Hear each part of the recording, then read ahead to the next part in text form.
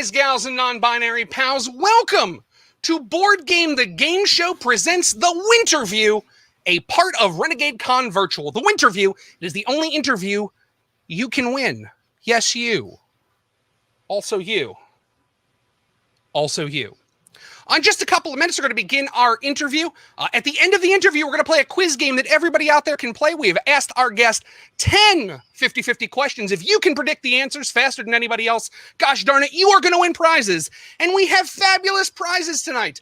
First place is a $100 gift card for Renegade Games. Second and third place taking him $25 a piece in gift cards. And then after the Winterview, we have a second game that also has prizes. But we'll worry about that when we get there. First, I want to introduce my guest for tonight, the president of Renegade Games, Scott Gata. Scott, how are you doing tonight? Hey, I'm doing pretty good. This looks like maybe more than I bargained for here. Like the stakes are high. My answers will depend on somebody winning a gift card. Wow, that's crazy. Oh, many gift cards. Your opinions determine $150 in product tonight. All right. I didn't know. There's a lot of pressure on me now. Well, that's the point. The key is for you not to know so that you don't get worried. That's what we're genuinely hoping for when we do it. As a quick note, I'm going to say this to Chris. Chris is behind the scenes out there. Chris, as it sits right now, I cannot necessarily see comments that are coming in. So we're going to start this, and then I will flip somewhere so that I can view what's going on. Because I just got a message that says, gosh darn it, I cannot see comments. So that's sure a thing. So for everybody out there, you're going to start asking questions and we'll start getting those up in just a moment. But I just want to start, it's been I want to say a long day, but that's never the way you want to say it when you're the person presenting stuff. But you've been in a lot of panels talking about all the new fantastic stuff Renegade's coming out with. So like, hit us with both barrels and let us know what's happening. It's true. There's been a lot of stuff. And they even, I couldn't believe it. They scheduled my first panel this morning for 9:30 in the morning. Like, oh, that's not a real time. That's not a real time. But like, This is supposed to be simulating a game convention. Yes. Nobody goes to a panel at 9:30 in the morning. Like, oh, goodness, no. Yeah. And I was on there with two other West Coast people too. I'm like, come on, 9:30 in the morning. Are you kidding me? But we did. We showed. We made it. 100% attendance. So it's all right. So yeah, lots of big new exciting things. So obviously the big thing that we've been talking about in lots and lots of panels is the new brands that we brought on board with our partnership with Hasbro. So Transformers, G.I. Joe, and My Little Pony join Power Rangers, which we were previously doing. And we've been talking about that. Yeah, so that's fun. So we've already confirmed that we're doing deck building games and role-playing games for all of those brands, and they'll be coming out in the near to mid future. We're not nailing down any dates quite yet for all of those. Actually, the Power Rangers game has been announced, and you can actually play the Power Rangers deck building game during Renegade Con right now. You can play it up on Tabletopia, so you can experience that. Yeah, it's really cool. And then, of course, the role-playing games, I think, took everybody by surprise. It's the first time, like most of these brands, will ever have a role-playing game, so it's pretty awesome. That's got to be cool to be able to take like parts that are such a big part of popular culture and Americana, and to just be allowed to just like fiddle with them and have fun and allow people to kind of make new worlds within the worlds that we already know. Yeah, right. People get to create their own stories. I'll tell you, these specific brands have been things I've wanted to do something with in tabletop gaming for years and years and years. I mean, G.I. Joe, I was a kid that grew up reading Marvel G.I. Joe comics and, watching the show. So, but even as a professional in my adult life, I've been trying to do something with these for a long time. So it's kind of a dream come true that we're finally getting to do some of this stuff. That is super cool. I'm going to ask just for myself, because I want to know, when do we finally get the like Cavity Sam, Mr. Monopoly role-playing game where they just exist in like Hasbro World? Yeah, I can't help you with that one. I'm not sure. That is a shame. It is. Those are characters dying to see their world fleshed out. That's true. Yeah, there's a lot there. Maybe someday in the future. So at this point, you've worked with, in all the different things you've done, just a ton of intellectual property and a ton of these cool things where you can point to like 7-year-old you and say like, oh, wait, one day you're going to be a part of that. Is there any, like, are there any of them left? Whether you've, like, whether you can get them or not, just you being a geek. Yeah.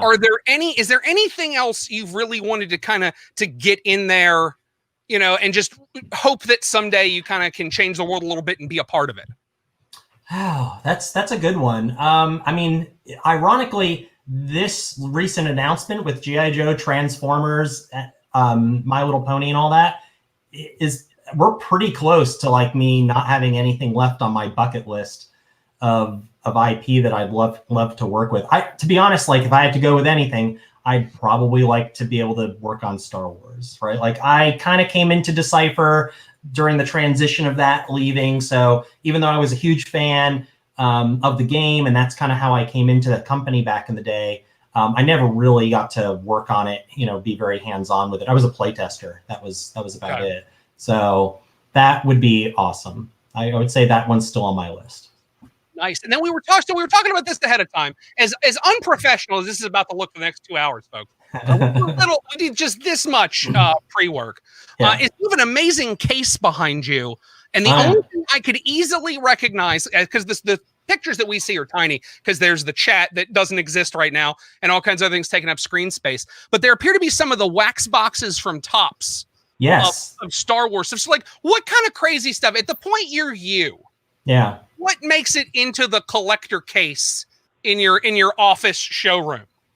So that case, I kind of rotate some different things through, and it's a little bit in flux right now. But yeah, that one shelf are original Topps 1977, 78 wax boxes, and then I've got some other stuff in there. There's actually a slide that was used to like as a photo negative to make cards. Yep. And then there's some cards in there without backs that were like press sheet proofs and things like that. So the other thing on the shelf right up there on the second shelf is actually a D&D box from the 80s. It's not the original. I don't have my original anymore, but that was my box that I first had when I was a kid.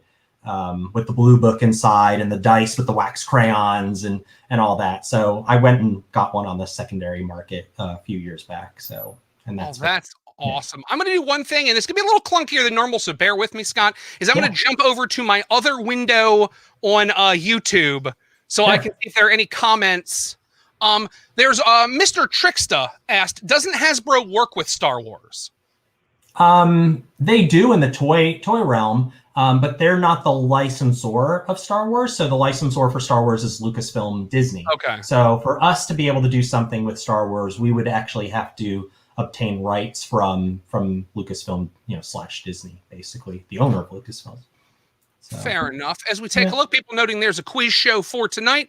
People saying hey to each other. Just looking real quick to see if there's any questions that are coming through. As you have questions, I promise you I'm going to jump back and forth and try to get those in. One person asking, so we're participating here for the contest? Yes, you are. I'm going to take just a moment, so bear with me, Scott. Let me pull out and explain the contest to everybody. Right. So I'm going to pull out here. This is where we'll be playing. It is on this screen here. On any device you have that's probably not the one you're watching. So a phone, a tablet, both are great. Anywhere web-based. Right now, take the time to go to crowd.live, enter the code R6THQ. R6THQ is how you get in the game. It will turn your phone or your device into a controller for tonight's game. We have gone through. I gave Scott 20 50-50 questions. He picked the 10 he wanted. Those are the 10 that we're going to talk about. The question will come up on the screen. You will pick which side you think Scott chose. If you're right, the faster you answer, the more points you get. At the end of 10 questions, the most points is going to win the big prize. That's how the game works tonight. If you want to get in, we're going to pop back to this a couple of times while we talk, just to remind you that it's there.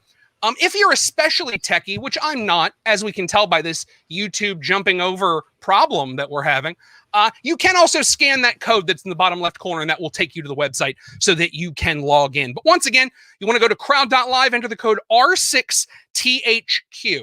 I don't know if it's going to be a problem tonight, but we are maxed out at 100 players tonight. So if you want to get in, I would say get in now. Don't worry. It's going to be fine. One more thing I want to remind everybody about, and I'm going to change the banner at the bottom, is, let me see here. Let me bring this up, and I'm going to give you the YouTube warning banner, as I like to call it. Here we go. When we start the quiz, watch your phones. Don't worry about the screen. Scott and I are going to talk. You're going to see it 30 seconds later, but that does not change when the game plays on your phone screen. So once we start, we'll give you plenty of warning. I'll let you know it's going to start. At that point, start paying more attention to your phone than you kind of are to us. We're just kibitzing about these things and letting you know a little bit about Scott, his preferences for just some of the strangest things I could find. But once again, I'm going to remind you one more time, 15 players are in the game. We max out at 100, so you have time to get in. Go to crowd.live, enter the code R6THQ. We will bring that up more in a moment, so if you miss it now, don't worry. We'll get to you. Let me jump over one more time, take a look and see if there's anything. Yep. Susie Dancer says hi. Hi to you and I. Hi, Hey, Susie. I can participate, right? I'm with Renegade Game Studios. Talk to Chris. Renegade Game Studios can tell you who can play. Thank goodness Chris is there for me. So that everybody knows. James Brazil, James, if I butchered your name, I do sincerely apologize. Just wants everybody to know he's a big fan. He's on site. He's enjoying the con. He's having a ball. Awesome. And I think that's the most you can hope for. So another thing, you, goodness knows, through your career, you've done all the cons. You've been all the places and done all the things. Yeah. How much different is doing a virtual con than doing a real con? I mean, yeah, it's very, very different. The one thing I would say, after we ran our first virtual convention back in the spring, we were really surprised at how much it still felt like a convention. It was really cool, right? Like you had to make choices. Which content do you want to watch? Which panels do you want to go to? What events do you want to register for? We were just as tired, from doing it all weekend. But we still got to sleep in our own bed. So that was fun. But yeah, it's different. Like we miss seeing our friends in person, and so there's pros and cons to it, but that's right. But yeah, but it's it's still good. I can foresee us still doing events like this in the future, even when we can get back to meeting in person more safely. Because not everybody can travel. Not everybody can go to Gen Con or Origins or Essen and all those things. So.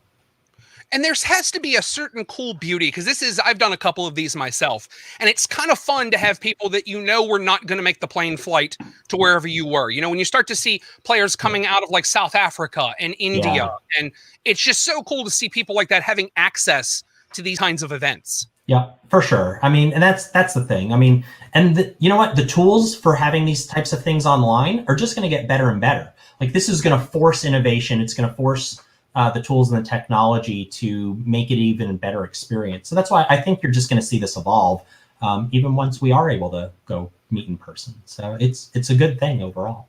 Indeed, indeed. And I will say it, being able to make coffee in your own coffee maker and not spend $11 on a coffee at a convention, it ain't that bad. I know you're obligated, Scott, to say, no, we want to see you. We want to hug you.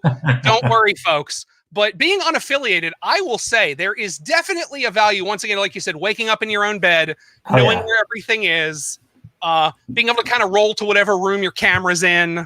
Yep. Oh, for sure. Yeah. I mean, 15 minutes before we started the show, I was out in the other room on the couch getting some dinner, get to spend some time with the wife, and then be like, hey, by the way, got to go to work. See you in a little while. And it's kind of great. It's kind of great to be able to do that. Yeah, it's nice. So I wanted to ask you, as folks kind of look at the things you've done in your careers, jobs, sure. You've certainly been involved a ton with like collectibles and that sort of stuff. Is there anything between like the places you've been and your time kind of dealing comic books, and then you're a geek, so like that means at some point you've dealt some stuff on the side anyway because you're like, oh, I don't need this thing anymore. Is there any like piece or pieces that either for sentimental reasons or potentially for financial gain you sort of wish you had still held on to? There's a few things here and there. At one point, I owned a piece of original John Romita Spider-Man art that I do not have anymore, and I made, in hindsight, a bad deal for it. But at the time, it was an okay deal. But yeah, that would be kind of cool to have back. But I don't worry about that stuff. I mean, it comes and goes. You get nice things. Like, don't lose sleep over it. But for sure. Certainly not. But yeah, that kind of thing. Everybody seems to have, if you've done this long enough, there's one thing where exactly you're like, look, I want everyone to know this is just stuff. Right. And you know, people are more important. But like, if I kind of still had that first appearance of Gambit, I'd be okay. That wouldn't be the worst thing ever. You know, if I still had that home run ball I caught of Cal Ripken Jr.'s, it wouldn't be like the worst thing ever if that's how things had turned out. Right. Yeah, for sure. I mean, all this stuff it's really fun. It's great to have it. I mean, you can tell I'm a collector, but you know, you can't take it with you. So indeed. You're just taking care of it until the next person. So talking to, because I'm fascinated by fellow collectors, because it's certainly where I fit in all of this. What is like the coolest piece you have? Because like I feel like if you're like me, and you may not be, we'll find out. We're still talking. Is that, you know, you have these collections often so you can just show somebody else that cares. Like, oh, no, I have an original prop from the 1988 Batman movie. I just need someone else to know I have that. Like, is there a thing or a couple things like that where you just like, it's the thing where you're so jazzed about having gotten that particular thing that you just kind of try to show it to people? Maybe. I mean, I definitely have some stuff that I really love. Probably one of the strangest things that I have. It's not necessarily worth a ton of money or anything, but it's just really weird and unique. And I've yet to find anybody else that has one. Okay. Is back in the day, there was Star Wars cereal called C-3POs, right? Yep. Okay, so C-3PO cereal is a thing, and plenty of people, you can still find pretty easily on eBay, the original boxes, right? People have gotten them and they flatten the boxes. I actually have a store display of C-3PO holding C-3PO cereal, advertising C-3POs for a grocery store. That display is actually right over there in my office up against a wall. You just kind of can't see it on camera. And it's C-3PO there holding a box of cereal. That's probably one of the coolest, more unique things. I would never want to get rid of it. I bought it in a collection like 20 years ago, and I've just kept it ever since. Is that part of the inspiration for, I know one of the years, and you're going to have to pardon my memory because I've sort of been at conventions near where your booth is. Okay. But, you know, we all have to kind of do our own things. Yeah. I want to say one year you had like a T-shirt in a cereal box? Yes, that was just two years ago at Gen Con. Yeah. Yeah. So that started as a April Fool's joke where we said that we were going to be getting into the cereal business and we were going to launch Renegade Renegadios or something. And, and we mocked up the box, and we actually had an artist that we work with do a box that had different characters and different little marshmallow treats in the bowl on the box. And that was just an April Fool's prank. And then we said, well, let's make it. Like, let's make the boxes and we'll put it. We're not going to make actual cereal. I don't want to make food, but we put a T-shirt in there with it. So that was kind of fun. Oh, that's awesome. Yeah. It's so cool when you see companies, especially, you know, because I mean, you guys are working with Hasbro. You're doing big things. It's fun to see when you kind of give a wink and a nod, and one of those kind of jokes around the office ends up becoming like a real life thing you can touch. Yeah, I think people in the company, when we came up with that whole thing for the April Fool's joke, at least a few people were pretty sure that this wasn't a joke, that I was actually going to want to make something out of it. So, that's awesome. Yeah. I'm going to take a look. Let me dip back over to the comments that are coming in just to make sure I don't miss anything. Let's take a look here. People are getting in the game. They're excited. We'll be starting that up in just a couple of minutes. I might put that on the screen again. Did I ever take it off the screen? You look at our screen. Yes, I did. So I'll put that back up in a moment to remind you what's going on. A lot of folks that are super happy to be a part of this convention, which is awesome. Susie Dancer is noting that she loves demoing and so thankful to be a part of the team. So that's super cool. Awesome. A note that the gold background makes it feel game showy. Yes, I also do. I have it in my name there. I do Board Game the Game Show. This is a thing I do all the time. So I learned from drag queens that if you did this, it gave you a real good game show background. Let's see. What else do we have here? A quick question. Okay. There was a note. So normally I wear minor league baseball hats. Someone's asking about this. Jordan Hopper's asking about it in the chat.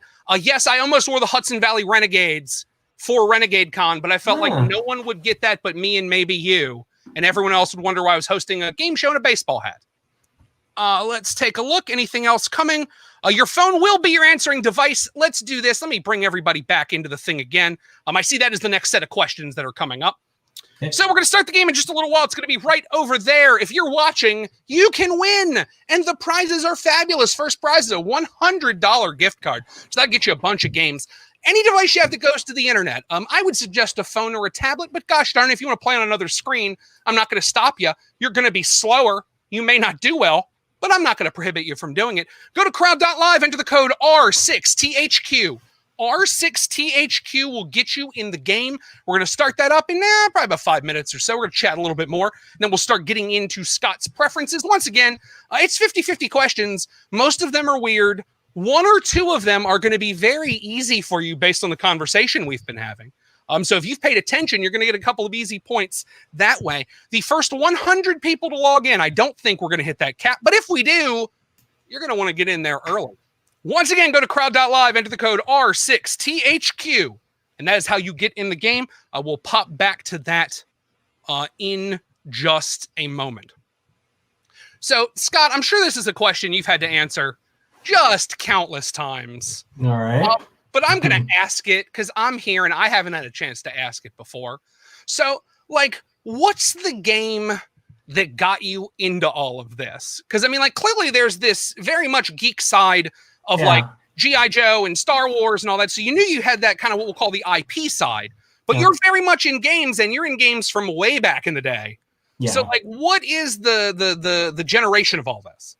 Okay, so there's probably 3 games that at different points in my life kind of propelled me, along into my game career. So first and foremost, Dungeons and Dragons, right? Okay. Played D&D. We were the very cool table during lunch in school.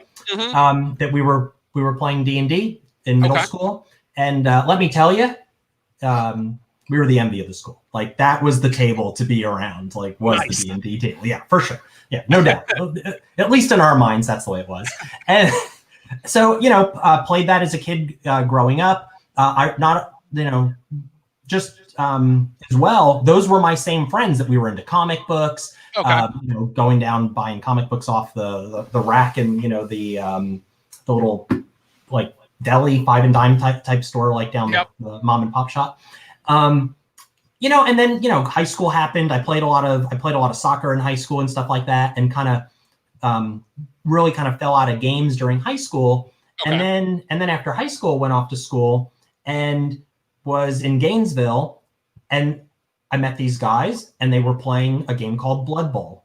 Okay. And I was like, "What is this?" And they're like, "It's football, but with orcs and minotaurs and undead people." And I was like, "Oh, that's pretty cool. Like, being a D&D fan, like, right on." So we went down to this game store, and they got me into it, and I'm buying teams and painting up things, and I played in a league for a few years. So that really got me back into games. Okay. And then you fast forward a few more years into the 90s, and I was just coming off working for this company, and kind of got burnt out, and I left, and I said, you know what? I've always had kind of stuff going on the side. I was selling toys and movie posters and comic books and stuff like that. And I said, I'm going to open up a store. And I opened up a store, and I didn't have any games in the store when I first opened. And, these people, kids would come in, teenagers, really not kids. And they said, hey, Star Wars CCG just came out 6 months ago. Will you carry it? Will you bring it in? I was like, there's a Star Wars card game? Are you kidding me? Yeah, I knew about Magic and had played Magic and stuff because it had come out about two years before that. But I was like, yeah. And we brought in Star Wars and Magic, and then Pokemon hit and everything else. And there you go. I was back in the game industry, and that led to my first professional job. So, wow. Yeah. And a heck of a time to kind of realize it was all happening around you, is all those games that are kind of right around Magic, but aren't Magic. Yep. Yeah, exactly. So it's cool. So is there any game because I know this experience of, you do enough of these shows and you get very the blinders go up because you got to get from one place to the other, and you have to make sure your booth is okay, and you want to make sure that people that are Renegade fans and love what you're making, that you're there and you're committed and you're able to talk to them. But is there anything that as you pass it, you kind of find yourself stopped in your tracks for a second and kind of saying oh, I get 10 minutes. I gotta go see what this thing is. Yeah, so for sure. Like, I always buzz through the Games Workshop booth if they're there. Inevitably, I always buy something from the Black Library stuff, or a resin kit that I'm probably not going to get to put together anytime in the near future.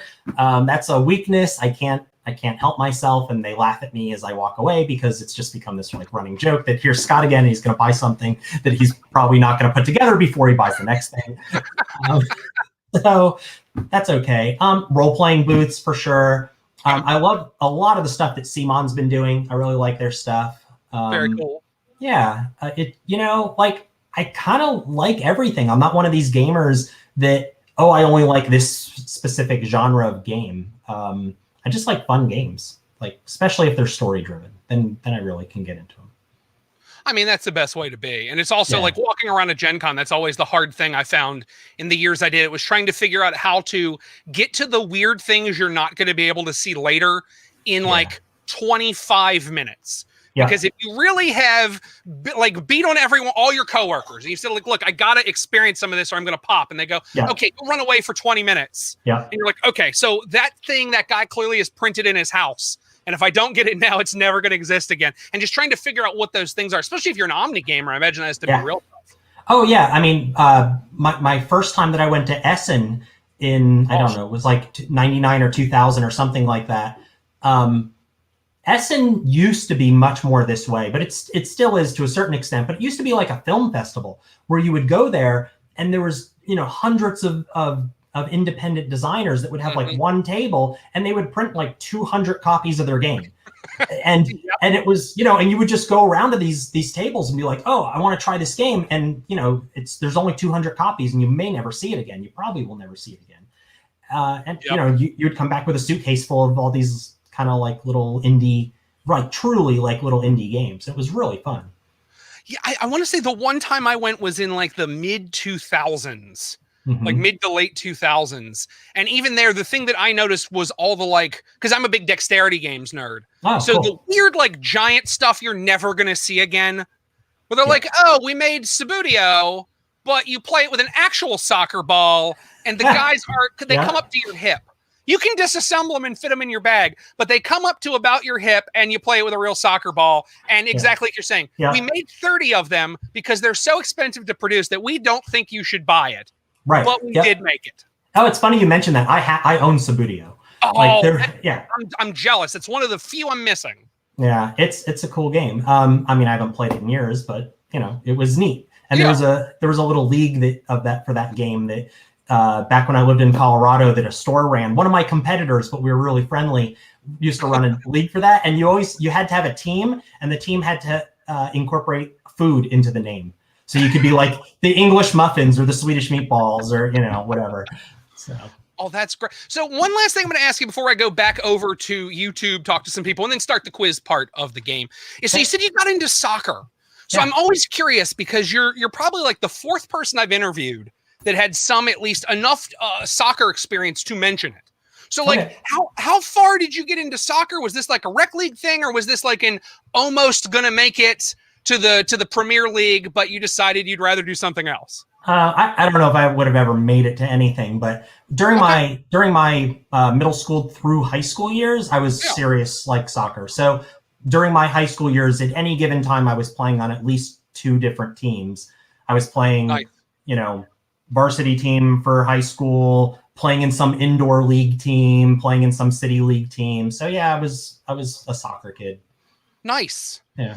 So then what are your opinions? Because I am not that much of a sport guy, but I like to ask because people seem to have big opinions on this of indoor versus outdoor soccer. Because you see the indoor soccer where you can use the walls. Yeah. Is that a thing you enjoy, or do you feel like that just wrecks the game? The same way some people really love test cricket, and some people really love T20 because it's boiled down and it's 2 hours long. Do you have a strong opinion on that, or is it just soccer? No, I loved playing both. I really like playing outdoors. Indoors, though, is just really different. Yeah, being able to bank off the walls and stuff. I actually played in an indoor league once that was an adult league when I was in high school. Okay. And it was a friend of mine's father's, his company had a team that played. And we played on the team kind of as ringers, and people would come up and go like, what do you do at the company? And we were like 17-year-old kids. We were like, we work there? We don't know. We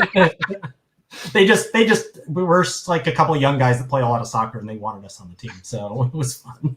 You were like, we do business.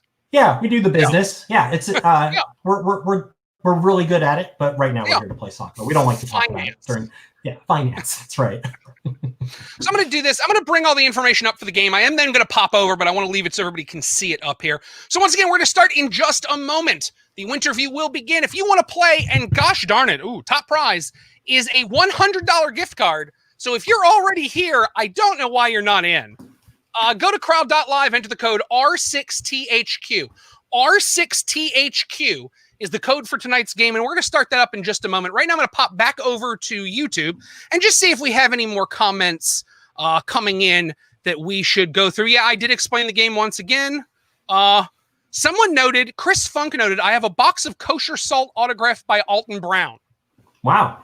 Yeah. All right. That's a weird, cool thing. Yeah, that's different. Yeah. Rolling with Rock is here. Welcome. Thank you so much. People noting Susie Dancer and a couple other people noting they would buy a Renegade hat if a Renegade hat was available. We have gotten a lot of requests for Renegade hats. I think we probably would have had Renegade hats by now if the convention plans for this year didn't get shut down. So we'll get back to that. Yeah. Very cool. Very cool. Let's see. People noting they said they missed out on shirts. The Chubby Meeple noting they have every alternate cover made of Amazing Spider-Man 1, the relaunch from a few years ago. Oh, wow. That's pretty cool. Like, because, Marvel likes to do their alternate covers. So I'm sure there was a few to collect. Yeah. Oh my word. How many is that? Say it again. How many covers is that? Chubby Maple, whenever you get it, I'm going to sit here and watch the chat. Let me know, because I'm not sure. I remember that Gen 13 back in the day did 13 covers, and that was supposed to be like the most ridiculous thing anyone had seen. Right. But I feel like that Spider-Man one had a bunch. Yeah. Let's see, people telling each other how the game's going to work. People noting that Sarah probably knew right away that cereal prank was going to become a real thing. Yeah, she was probably the first one that just assumed that this was not a prank. Chubby Maple's doing roughly 30 covers. Wow, that's a lot. Wow. John Mazzone, I'm going to assume it's Mazzone, but John, if I'm wrong, I apologize, said he will volunteer at cons for Renegade just to get the hat. Just to get the hat. Well, just to get the hat. So clearly, that's your cheapest way to get help. Wow, that's pretty cool. Well, so John, actually, when conventions do resume, we don't do volunteers. We actually pay all our booth staff and our demo staff at shows, and same thing for virtual conventions. So if you are interested in becoming part of the demo staff, I encourage you to apply. I don't know where you would go to apply. Ask somebody during Renegade Con, and they will point you in the right direction. But I'm not quite sure where they're funneling those requests nowadays. If nothing else, there has to be like an info at Renegade Games, and that poor person can roll their eyes when it comes in. Yeah, just send it to customer service. Jenny will take care of you. Yeah. Get it in the right place. We're going to set up. We're about to begin the game, so I'm going to warn everybody at this point. Start watching your phones. They are going to become important. Scott and I are still going to keep talking. We're going to keep bantering, but what you need to remember is the phone is the ultimate arbiter. The phone is the referee. The phone takes care of everything, so pay attention to it, not to us. We will talk to about everything in probably about 30 seconds after you have answered. So I'm putting a little more of a buffer in here so that you know to stare at your phone. We're about to do a 10 count for the game to begin. For some reason, and I do not understand what it is, this game does not have a 9 in its count. I do not know why that is. You will see it in a moment. One final thing I want to warn everybody, as the game goes on, the points are going to go up. Your first 5 questions are worth 100 points, and then after that, they start to go up. The final question of the game is worth 1,000 points. So get in early, but if you get in late, you still have a chance to play. 30 players are in the game. If you want in, now is your time. We are about to set everything up. It is telling me, do you want to start the countdown? Yes, I do. 10, 8, 7, 6, 5, 4, 3, 2, 1. Here is your first question of the game. Yoda or Miss Piggy? Yoda or Miss Piggy, both popular characters from Frank Oz. That is what combined them. I wasn't sure if you knew it or not, Scott. I felt like you probably did. I do. They sound similar, right? If you listen to the voices, you can kind of hear a little of each in either one. Oh, definitely. Yeah. But that was, and I had a feeling at the point that you picked this one, you must have known what the connection was. But I felt the need to say it so everybody else knows. Yeah, for sure. So let's take a look. Here's how everybody voted. It is 96-4 that you would pick Yoda. I am obligated as a game show host, Scott, to pretend like I don't know what the answer could be. Hey, Scott, what did you pick and why? So I am a huge Muppet fan. I love the Muppets. Just recently, I actually got to go to the Museum of Moving Pictures in New York right before the launch. Yep. Yes, that's what it is. Yep. Yeah, they had a fantastic 2001 exhibit and all the Muppet stuff. But as much as I love the Muppets, obviously, you've heard my love of Star Wars. I had to go with Yoda. Because, it's Yoda. Of course, and there are a couple of these questions, folks. If you're out there and you go, oh, that question seems too easy. A couple of them are, we try to put them in the beginning here so we know that your phones work. What we know is 25 people got in the game. 31 are signed in. So hopefully you took this warning shot to remind you to pay attention from this point forward. It was only 100 points. There's a lot of points in the game. Let's take a look at the rankings. Right now, Alex B is leading with all 100 points. That is as good as it gets. Altus Live at 97, Chris F at 97. They are tied. One thing I want to note to you out there, there are no tiebreakers at the end of this game. It's very hard to have the same score, but there aren't set tiebreakers. If multiple people are tied for a position, we're going to take all that prize money, put it together, and split it out evenly. So just letting you know as we go through the game, that is how that will be working. I just want to take a quick look and see what third place looks like as we have a tie for second. Does that go deeper? 95, 94, 93, 93. So no, the top three you were looking at, the $100 gift card, the $225 gift cards, Alex B, Altus Live, and Chris F. But 9 more questions to go and so many points available. Here's another 100 points. Let's put it up for you. Amsterdam or Paris? So one thing I've noticed on your social media, among a couple things, is you do talk about sometimes being glad you're not traveling, other times being glad you are traveling. True. So what is the current situation? Is it happened long enough that Wanderlust has come back? Yeah, I think I hit a low point a few weeks ago, and I tweeted at United because I fly United a lot, and I tweeted at them and I said, "I miss you, United," and they actually responded and said, "We miss you too. We're here when you're ready to come back." Nice. Yeah, so that was very nice. But you were like, "Hey, United, you up?" And United was like, "Yes, but it's a pandemic, so we can't touch each other right now." Exactly. Like, understood. Understood. We'll get around to it. Don't worry. I'm patient. Let's take a look at how everybody voted. As down the middle as this, I think, possibly could be with the number of people in the game, 55-45 Amsterdam versus Paris. So, Scott, what did you pick and why? So I did pick Amsterdam. Amsterdam was my answer. Not that I dislike Paris. I actually like Paris very much, but I've spent a lot more time in Amsterdam. A company that I worked for in the past had an office there, and I have a lot of friends in Amsterdam that I still keep in touch with to this day. It's just an awesome place, great museums. It's also kind of the skipping stone into Essen. It's very common to fly into Amsterdam, maybe spend a couple days there, and then take the train or rent a car and head down to Essen. It's only a couple hours away. So there you go. It does seem to be that there are like 3 stops outside of Essen that people take, and one of the major ones is Amsterdam. Because in those couple days before and those couple days after, it is not unlikely, depending on where you are, you might run into people that you know from somewhere in the con thing, either at one of the museums or somebody's at one of the coffee shops, and you're like, "Oh, you're here too." Yeah. You're like, the loonies will be there at all the coffee shops. You're like, "Oh, hey, what's up?" Yeah, exactly. Yeah, no doubt about it. So is there anything, so for someone that's headed to Amsterdam, the one thing that I noticed when I was there, because I'm not a person that enjoys marijuana, I don't really want to be around it, is that the smell in the city is as bad as you would assume from all the movies you've seen. Once you get past that, what is the thing you would suggest to people that maybe they wouldn't think of that you think they should go kind of like make sure they try to get to? I mean, really just walk the city. Like I would recommend that for almost any place that you go. Like just get out, walk the city, get off the beaten paths, go into local restaurants, and, cafes and stuff. But if you're into art, it has the Van Gogh Museum is in Mhm. Amsterdam, and there's just, the Anne Frank house is there. Yep. It's really just an awesome place to go. But the food is great, and everybody's super friendly. And if you're not used to international travel, English is very common in Amsterdam. You will Yes. have very little trouble getting around in that city. So it's a great place for kind of beginner travelers to go if language is an issue for you. And whatever type of art you are into, there seems to be a museum clustered right together, whether it's the Rijksmuseum or the Van Gogh. When I went to the Modern Art Museum because they had a Banksy exhibit. And I was like, this is a thing I'll never see anywhere else. So, yeah, definitely a very cool art scene there.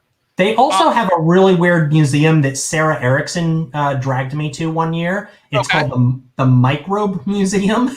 What? And and you go through this museum, and it's tons of oh geez, my mind just went blank.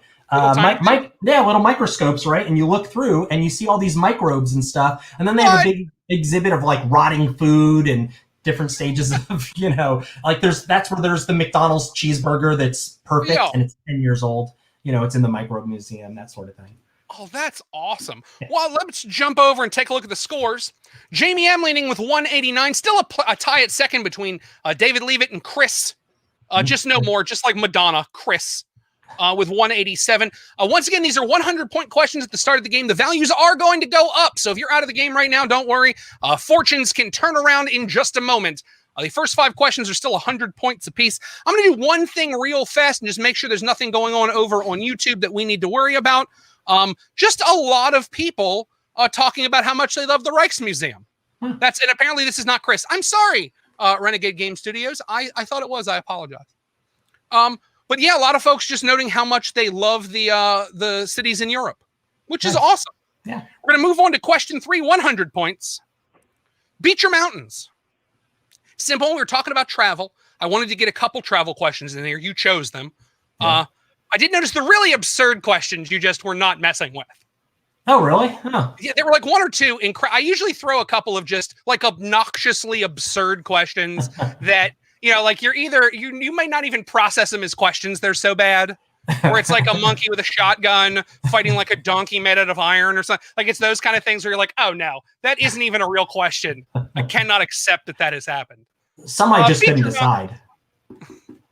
So 71-29, the crowd says mountain. Scott, what are you picking? Why? So I'm wondering if people have heard me talk on other podcasts and other Renegade stuff. I talk a lot about hiking and backpacking. Okay. So mountains was my choice. I like to get up into the mountains, like green stuff. Beach is fine, but like there's sand. Sand gets everywhere. So you're not so much pro mountains as you are notably anti-sand. I am anti-sand. That's the true thing. Yeah.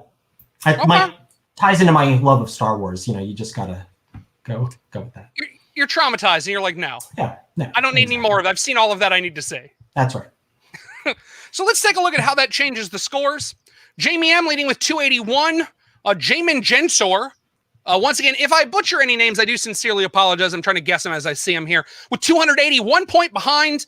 And Kamangal with 276 points in 3rd place. Once again, even Austin M, Cass S, there's still hope for you. We're in the 100-point questions. They do start to go up after we get past question 5. The final question is worth 1,000 points, so you're never completely out of the game.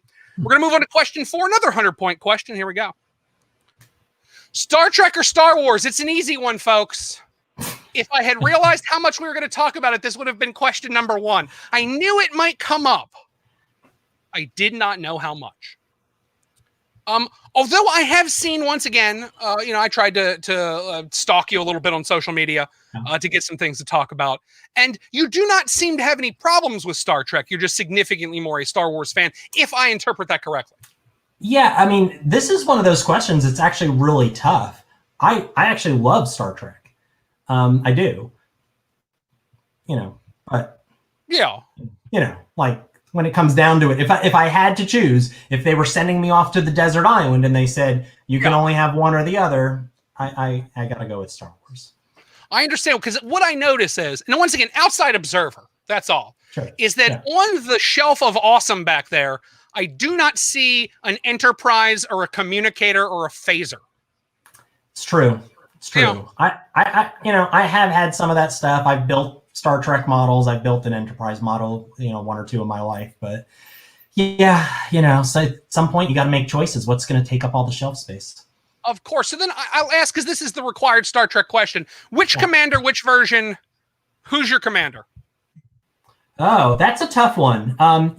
Today I would have to say I really enjoyed Pike on Discovery, and I'm super psyched that he's getting his own show because I wanted to see more of Anson Mount as Pike. So I'm going to go with that. Like, I love Picard and Kirk.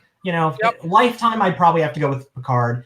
But I'm really excited to see Anson Mount as Pike. I think that's going to be cool. Nice. And then one more, because once again, I personally care about this, so I love to talk to people about this. Yeah. So, Galaxy Quest, is that in your Star Trek canon? Is Taggart a part of that, or do you it's so farcical to you that you can't? Because to me, it's the greatest Star Trek movie ever made. But I know a lot of people don't feel the same way. Oh no, I love Galaxy Quest. Canon, that might be tough. But it's phenomenal. Like, I think I've watched that thing to death. I haven't watched the new Below Decks yet. I haven't neither have I. Yet. Yeah, I just haven't had time. So I'll get around to it pretty soon, though. Also, a few notes. I just jumped over to the YouTube for just a second. Kamango noting that Cisco is underrated. Chris Funk in for Cisco. Susie Dancer noting Picard is her captain. Ed Moore's got Janeway. And a note from Jordan Hopper that Star Wars has had some really good TV too. Yeah, for sure. And it's getting better. Like, The Mandalorian was great, and we're going to get even more. So it's all good. Like, new content is never bad. I'm not one of these people that goes like, oh, that was horrible. Like, how dare they? No. I'm getting more. Like, how dare I complain that I'm getting more? It's like the waiter just keeps bringing me food. Like, don't complain about that. That's awesome. Let me take a quick look at the scores here. Jamie M leading with 379. Jamin Genscher at 376. Kamango 372. Taking third place. I don't believe there's a tie there, but I'm going to give it a second to cycle back around just so I can make sure. Frozen Maple Escape Room escapees in the far distance. Cross and Bones working together at 75 points. Sumo at 340 is third. Don't worry, a lot of points available. We're about to move on to question number 5. I believe the last of the 100-point questions. Here we go. Vampire Werewolf. It's, we're in Halloween times. Mm-hmm. Yeah. I would argue most of the year has been scary, but this is the time where we can really celebrate it. That's right. It's scary in a good way. Exactly, which is nice. I think it's a nice twist for 2020 to take that scary in a good way turn that we're used to every year, but still was unexpected. That's right. We were worried. I mean, are we going to get, Cabin in the Woods for real this year? Or yeah. Because if all of a sudden that were to happen, everybody'd be like, who had it? Which one of you? Yeah, exactly. Let's take a look. The crowd goes, I did not think this would be this close. 53-47 Vampire, just barely edging out Werewolf. So my question for you is, which is it and why? So it is Vampire is the one I go with. So, I mean, if I was going to get to pick to be one or the other, it would certainly be Vampire. I mean, I don't know. I like to dress nice. I like to go out, like that sort of thing. That feels like I would still get to do that, and more so as a vampire. Yeah. Werewolves are pretty cool, but as much as I like the mountains, like I don't want all my social time to be spent there. So I'd have to go vampire. And as a vampire, you would certainly be able to like move around through urban landscapes, and no one would even ask. That's right. Yeah, but just hide in plain sight. Exactly. Even Count Von Count had great clothes. That's right. Let's take a look and see how this affects the scores. All right. Jamin Genscher moves up with 471. Victor O now in the fight at 412. Jamie M at 379. Bronze status. They're getting a $25 gift card. Once again, the top of the stack is worth a $100 gift card. The next two places are worth $25 apiece. And then after this game, we have a second game that'll be paying a total of $50 in gift cards, so stick around for that. Kamango 372, 7 points off. That guy at 357, tied for fifth place with Chris S. We're now moving into the more valuable questions. A 200-point question coming your way. Question number 6. Here we go. Stay up late or get up early? Stay up late or get up early. There may be clues here. There may not. I don't know. I don't know that we did we touch on it? I don't really think we touched on it as we were talking through the interview very much. No, I don't think so. Yeah. I don't think I really gave any clues. I don't think so. I think maybe one, but I don't know if it's reliable. There's one possible clue. We'll find out in a moment. Let's see how everybody voted. So 60-40 with stay up late versus get up early. So, okay, Scott, what is it and why? It's definitely stay up late. I can get up early when I need to, but I am not a morning person. I like to stay up. That's where I do like my best thinking. Go to sleep late. Unfortunately, sleeping in hasn't always worked out. But if I have to choose, I'm staying up late. And now after my vampire answer, yep. Maybe this makes more sense. I felt like between the vampire answer and the discussion at the beginning where you could not believe you were doing a 9 a.m. panel in a virtual convention. Yeah, how dare they? What are they thinking? But for sure. I'm going to take just a real fast look over on YouTube and just see if we have anything. Susie Dancer noting that The Mandalorian was awesome. Jon Favreau to write more Star Wars stuff, which would be great. Yeah. Chris Funk noting Voyager was terrible for the first 2 seasons. Add some more content. You can't be mad. Yeah. Let's take a look here. I'm just looking through real quick to see if there's anything. A lot of people noting they are vampire people. But they said, John Mazzone said, you feel like a werewolf kind of guy. I do. Maybe it's because I'm growing I got my winter beard going. Maybe that's why. Yeah. So, all right. And then just a lot of people noting they are dodging virtual bullets left and right through this as they take guesses. Let's see what that makes the scoreboard look like. Victor O leading with 583, Jamie M at 566, Kamango at 559. I saw 540 something in 4th place. Remember, as the questions become more valuable, the gaps are going to get bigger, but they're easier to make up. I believe we're still in a 200-point question, although I set this up a while ago, so if I'm wrong about the point values, I'm sorry, nothing changes it. Here we go, question number 7. Pancakes or waffles? Not a morning person, but still, I like to put a couple of food questions in here just to see what happens. The fight of the breakfast cuisine is where we are. Pancakes or waffles? I think this one, I've used this far more than I should for these winterviews because I just think it's an important thing about human beings, which way they go here. It is 62-38 waffles. Scott, how do you feel about it and why? It's really interesting. So I will say I'll eat either if the syrup is right. But, if I have a preference or if I have a choice, it's going to be waffles for sure. So let's take a look. Waffles the correct answer on that one. That's right. So like, why waffles? Is there something about it, or is it just, I'm often curious if there's any deeper thinking, or if you're just one of those people where you've been to enough hotels that are not your house that the waffle machine has kind of given you that Pavlovian thing where you're just happy to see it.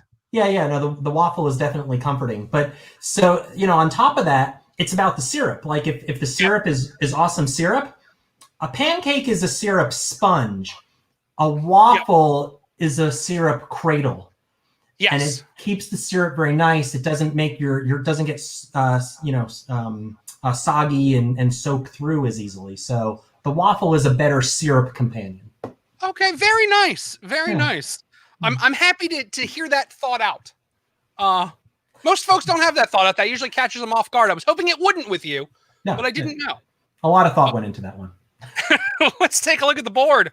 Victor O leading with 771, Kamango at 750, Chris S at 730, Altus Live at 681. Once again, the gaps are going to get kind of big, but you have a lot of room to fix it. We are moving up to question number 8. It's more points. I just don't remember how many. I'll tell you in just a second when we hit it. Here we go. Question 8. Worth 300 points. Isabel or Tom Nook? So this was another one watching. There was a certain period where you, along with the rest of the world, got into Animal Crossing. Yeah. Because there was a solid point as I looked where you were pretty deep into it, or so it seemed. Enough that you would have opinions. Let's see how everybody feels. They're guessing 60-40 for Tom Nook. For Tom Scott, Nook. Yeah, Scott, what, why, how? What are we doing here? Tom's a fine guy. My avatar even would wear his shirt. But I went with Isabel because, frankly, Isabel was there to help me. She was giving. She just wanted to help. Tom always just wanted to sell me stuff. Like all he wanted to do was, hey, Tom, look I just added onto my house. And he's like, hey, that's great. Let me get you to take out another mortgage. It's like, Tom, like I don't feel this friendship is based on, true giving and taking back and forth. Like it seems like all you want to do is take. It does, and both of them, you clearly realize, playing the current version, that they both work for Tom Nook. Yes. But Isabel feels like she genuinely cares about you. She just happens to be in this job. Is there anything you want? I got you. Sure, I work for Tom. No, I agree. Tom always feels like, at any moment, he seems perfectly pleasant enough to talk to you. For sure. But it definitely is a transactional relationship where Tom Nook cannot be bothered. Right. Yeah. Tom is all about, he's like, how much can I squeeze out of this guy? Yeah. Yeah. I mean, you can have forever to pay it back. So he's not terrible, but he is going to get paid back. That's true. Let's take a look at how this changes the rankings. Nobody's ever pushed it. We don't know. Like maybe if you don't pay him back after a certain point in time, he sends people. Or he just gives up. Or he just gives up. After like 4 years not playing, you just get like the Bank of Nook notice that just says, hey, we miss you, man. Right. So we've just waved the house. Like, why don't you just come out and hang out? We all kind of, we've seen some fireworks. There's been pumpkins. You've missed it all. Nice. It's just like a brochure.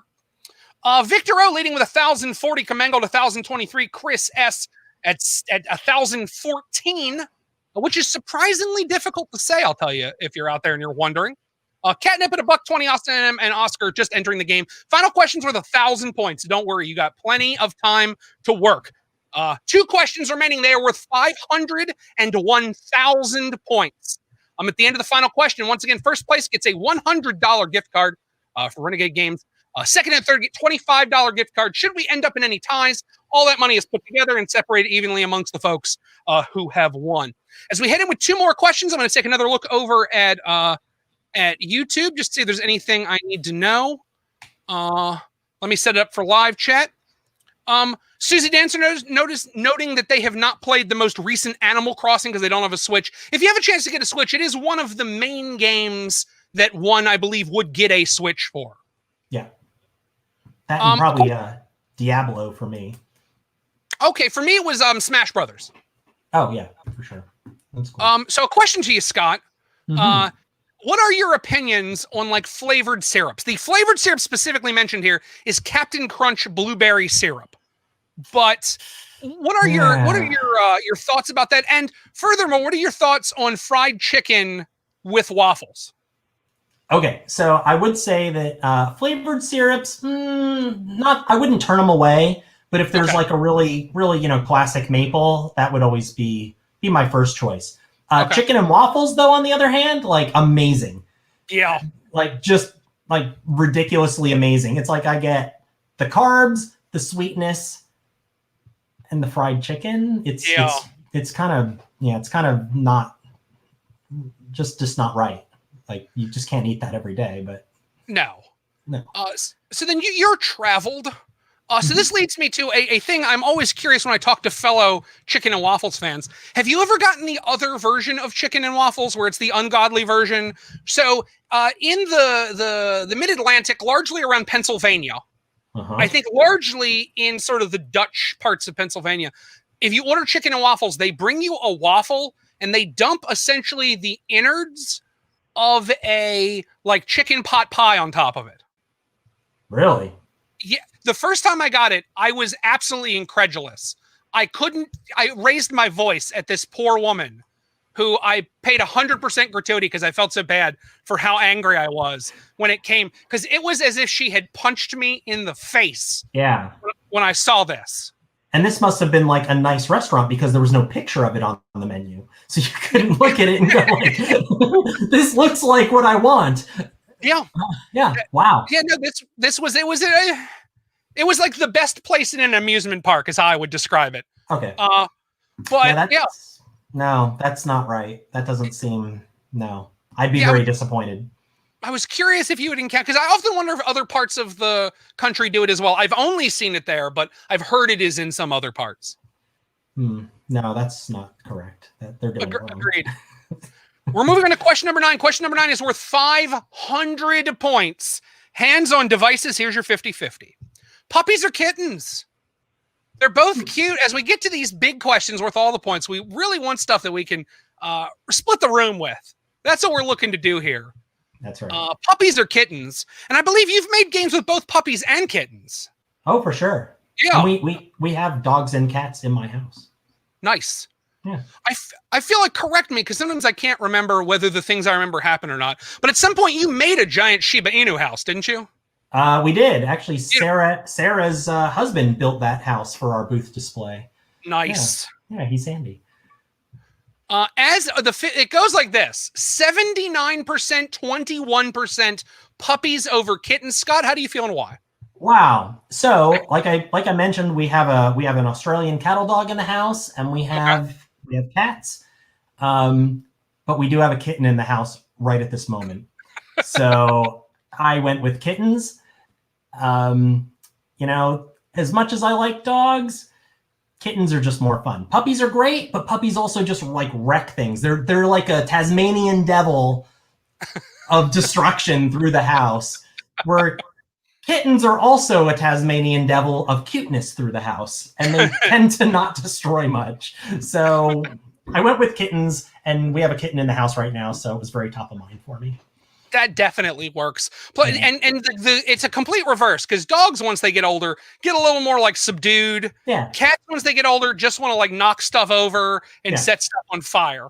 Oh yeah. No, the cats, when they're older, they're like, oh, you left a glass of water near your laptop? Let me help you with that. Oop. I bet you won't forget that next time, will you, big guy? That's right. Yeah.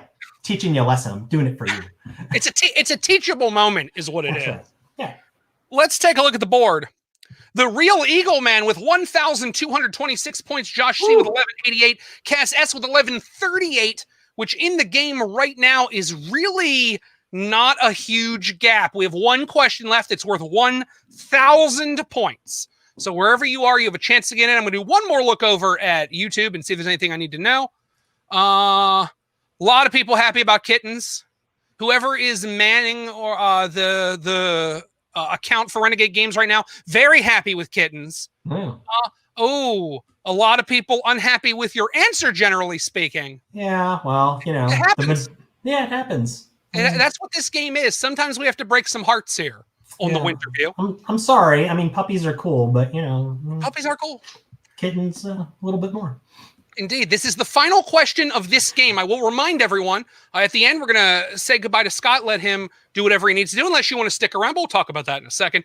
And then we are going to play a second game. There's $50 worth of gift cards in the line for game number 2. I'll explain that one when we get there. But right now, between you and the $100 gift card is one more question. Final question of the game. Stare at your phone. It's incredibly important. I continue to talk to buy you time, so you know to look at your phone. Here we go. Question 10. Jetpack or hover car? That's what we're closing on, 1,000 points on jetpack or hover car. I feel like I couldn't find anything about your opinion here, so I'm hoping this is not a thing where you're going to say, oh, we talked about it on 7 different podcasts. Nope. Just last month. So let's take a look at the split. It is 61-39 for jetpack for 1,000 points. Scott, what is your opinion on this and why? So hover cars are cool. Like, I'm a huge Back to the Future fan, and I would say that's, kind of a hover car. Yeah. But ultimately, I went jetpack. Jetpack is what I would want. Uh-oh. Oh, no, that is easily fixed. Oh, okay. There we go. There you go. That is the beauty of this program, is that if Bruce makes a mistake, we can fix it. And for 1,000 points, folks, guys, gals, non-binary pals, I do not want to make a mistake. That's right. Jetpack is the correct answer on that one. Yeah. Yep. Jetpack. First of all, jetpacks are cool. I grew up in an age where jetpacks were something that you looked at. Like, I love the Rocketeer, but I could also be a Mandalorian, have a jetpack. So that might not be so bad. Very nice. Very nice. So in just a second, we're going to reveal our top winners. Let me go over to YouTube real quick. Just want to make sure whoever is on YouTube is prepared to start accepting answers. Is prepared to start accepting the winners for the game. I'm sure they will let you know how exactly to contact to win. This is very close. We're about to find out right now. Remember, if you have won a prize, to make sure you contact Renegade Game Studios. Whoever is in there now, I know at one point, definitely put up the information to reach them. Let's take a look. Here it is. Final question. These are your tallies. With 2,053 points, the real Eagle Man has just won $100 in Renegade Games. James Brazil with 1,965 points. 7 out of 10 answered correctly. Is going to be taking second place for $25. Chris S. with 1,883. Let me make sure there is no tie there. Nope, next one, 1,685 with third place with 1,883 points. Chris S., you are also taking a $25 gift card for Renegade Games. Congratulations to all of our winners. Thank you so much for playing. I will tell you, if you're out there, stick around. In just a moment, we're going to jump into our second game. It is not the same as this. I'll explain when we get there. But now let me jump back to you, Scott. Yeah. Thank you so much for, I was going to say for being on the show, but really for letting me be a part of what you're doing here and let me be a part of your late night game show. Oh, for sure. No, thanks for hosting. This was a lot of fun. It was fantastic. Awesome. Yeah. I hope congratulations to the winners out there. You guys, I mean, that was like a come from behind victory there. I thought it was in the bag for some of those other guys. I did too. 8 out of 10 answered correctly is not bad at all. It looks like that's what you had to do to get in the top. You had to get at least 7 right to get into those top positions. So even with all the points changing, it's a tough game, and they seem to know you pretty well, Scott. I guess so. That's kind of cool and also a little scary all at the same time. I was going to say, don't think about it too much. Yeah, just let the words I say just wash over you, and don't really get into their meaning too much. Yeah. Might freak me out. No, that's really great. It was a lot of fun. I am going to probably cut out. I'm starting to lose my voice, if you can't tell. I wholeheartedly understand. Yeah, but this was a blast. Awesome. Thank you so much for joining me, Scott. I'm sure you have more stuff that you are doing tomorrow for the final day of Renegade Con. So by all means, get some hot tea. You're in your own house. Have fun, be around, take a nap, whatever it is you want to do. Once again, thank you so much for giving me the hour plus of your time and for letting me do my show as a part of Renegade Con. Thank you so much. My pleasure. Thanks again. Thanks for having me. Not a problem. Thank you. And we're going to jump into the second game in just a moment. Let me get Scott out of here and remove him from the stream so that we can jump on to game number 2. So what's going to happen? I'm going to monitor YouTube for just a second. If you are playing right now, I'm about to move you into the next game on your phones. If I move into the next game and it doesn't switch for you, reload and it will. Escape Room Escapades asking what they won. I'm sorry about that. What they won, first place won a $100 gift card for Renegade Games. Second and third place won $25 gift cards. We're about to jump into our second game. It's called the In Crowd. I'm going to ask you opinion questions. You give me your answer. Between the point where you've answered and the point where I've revealed the answers, I'll tell you exactly which group is going to get points. It might be the most popular. It might be the second most popular. If you're in the group, you're going to score points. The faster you go, the more points you are going to get. But you can't predict which one I'm going to pick. What I do promise you is this. I will pick what group is going to win points before I have seen what the groups are and how they have answered. In this game, in the event that there is a tie, every possible permutation of the tie will be getting points. Prizes for the second game. First place is $25, a $25 gift card for Renegade. Second place is a $15 gift card for Renegade. Third place is a $10 gift card for Renegade. So we're about to move on to the second game. Let's do that. We're going to jump you. It's something called Next Round. Let me set that up. Go to the next round. So right now on your screen, you should see something that says the In Crowd. The In Crowd is what you should see right now. We have it up on the screen now. Don't worry about the code at the bottom unless you're new. It's going to be fine. I'm still checking live chat. The Wayne's like, and you've moved into the second game. Second game is 15 questions. Going to move a little bit quicker because we're not going to talk in between each of them. What you are going to do is you're going to pick how you would answer the question. If you're in the right group, you are going to get points. Same thing I always warn everybody, make sure that you are watching your device. We're going to change one thing here real quick. We are going to hide that for a moment. I want you to know what the prizes are. The In Crowd is a brand new game we are premiering tonight. You are the first group to try it here in the board game world. First place, a $25 gift card. Second is a $15 gift card. Third is a $10 gift card. If there are any ties, once again, we're going to take the value and split it evenly amongst the parts of the tie. James Brazil, yes, In Crowd, very good. You see it. If you do not see In Crowd on your screen, just refresh and you are going to see it. We have 27 players in the game. If you are late and you want to join, you can use that code at the bottom, OXLKR. We are accepting all comers. If you want to jump in, Bruce, can you take 1 point away from me? Unfortunately, no. And I believe we are together. I think everybody we're going to have, we have. So we are about to begin the game. Here we go. It's going to be an opinion question. Just answer honestly and hope you are in the right group. Here we go. Control center is up. 10, 8, 7, 6, 5, 4, 3, 2, 1. Here's your first question. Just answer it honestly. Of these, which color do you play in games? Red, yellow, blue, green, black, or purple? Of those, which do you play in games? Red, yellow, blue, green, black, or purple?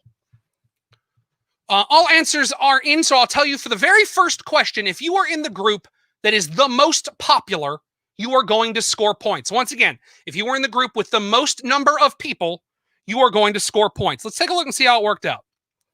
So it looks like with 41% of the answers, take a look, 7% there. 41% of the answers getting points for this first question is going to be blue. Blue, you are my correct answer. Let me note that there, and then we will show you right here. There we go. Blue. 41% you, if you guessed blue. Not only are you in the majority, you are scoring points on this question. And that's how it's going to work. I'll be telling you, sometimes it'll be the second or the third, but in this case, it was the most popular. It's trippy that the words don't match the colors. Sorry about that. Luckily, I didn't think about that. I have to be honest with you. Luckily, nothing else is going to come up with that anymore. There's not going to be ones where it's going to be a color that you're going to have to match up. So that's good. Let's take a look at the board. Suze is leading with 93. The Frozen Meeple at 92. Clarissa D at 90. Those are the top three players that are going to be winning things. I'm going to change one more thing on the screen to remind you. If you were here a moment ago, you already know it. But I want you to know it is important that once we start the quiz part of the game, which we are in, look at your phones. Don't worry about me talking. We are going to move on to question number 2. Here we go. What utensil do you use to eat macaroni and cheese? A spoon or fork? What utensil do you use to eat macaroni and cheese? A spoon or a fork? Which of those? I'm super curious. I did not know this was a thing, and it's one of those things I've understood that if you happen to have a preferred implement for your macaroni and cheese eating, that when you hear people feel the other way, it is very confusing. Ed Moore apparently picked the wrong one.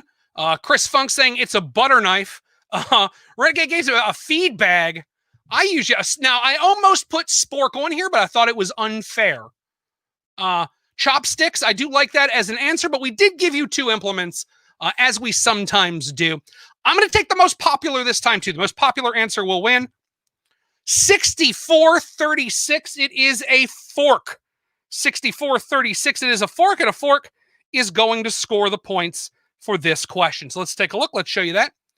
There you go. If you guessed fork, not only are you in the majority, you got points on this one.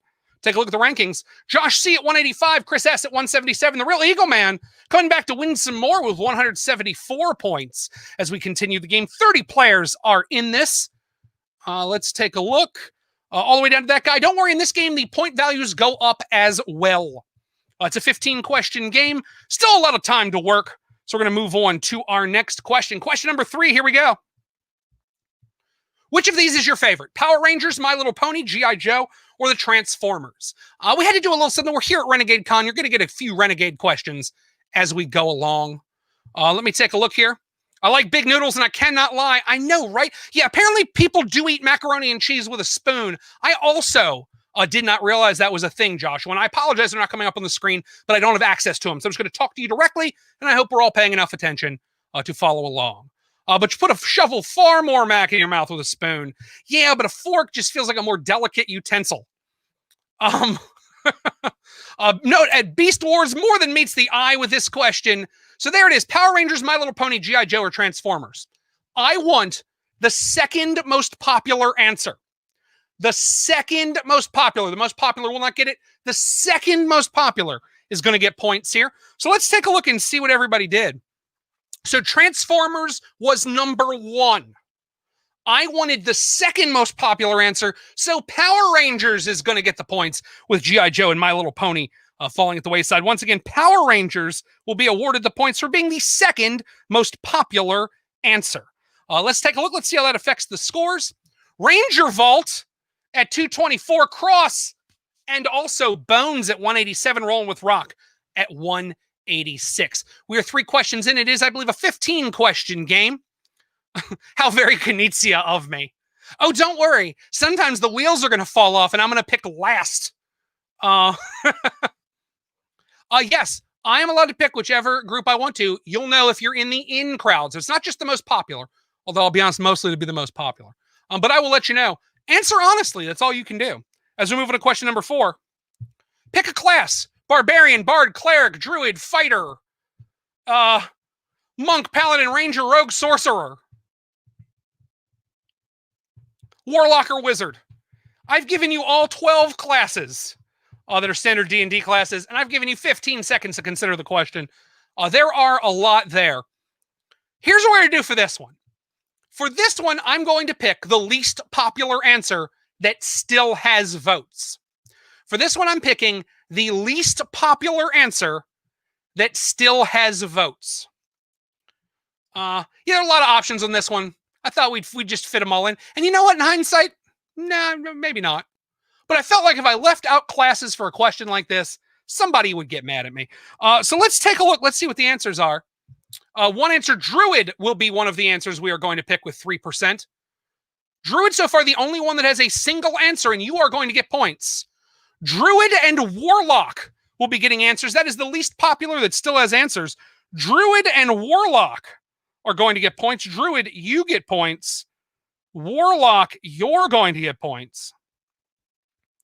It is the least popular that still had answers. Druid and Warlock are going to be getting points. Druid there, Warlock there. Each had one answer. You're going to take points for that one. Let's take a look at the scores.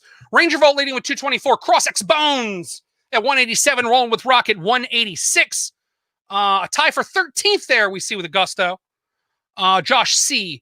is in the hunt. As we move on to our next question, let me jump over to YouTube. That was so split. It was amazing. I know, right? Still at 0. Don't worry. You got more time. You have more time. This game is so dumb and fun. Thank you for adding the and fun, because then my feelings don't get hurt. So I genuinely appreciate that. We're about to move on to the next question. Don't worry. There's plenty of opportunity, and the points go up as we go along. Here is our next question. Here we go. It should any second now. There we go. Pick a class. Art, math, music, physical education, science, or social studies. In hindsight, I would put 5 on here. For some reason in my head, I thought it showed 6 on the screen, and I apologize for that. I meant the last one to be 2 groups of 6, and I meant this to be 1 group of 6. But I really wanted to pick a class joke. And in hindsight, I would do 10 and 5. So let's take a look for this one. I'm going to take the most popular. It's easy to understand. It's easy to work out. The most popular is going to win this. What I'm also going to remind you, if ever I pick a group and there is a tie in any way, shape, or form, every part of the tie is going to get scored. So let's take a look at your answers. 25% mathematics appears to be it. Let me look at social studies. Mathematics, most popular answer we went with on this one. Math is going to get it. All of our math heads out there are getting points on this one.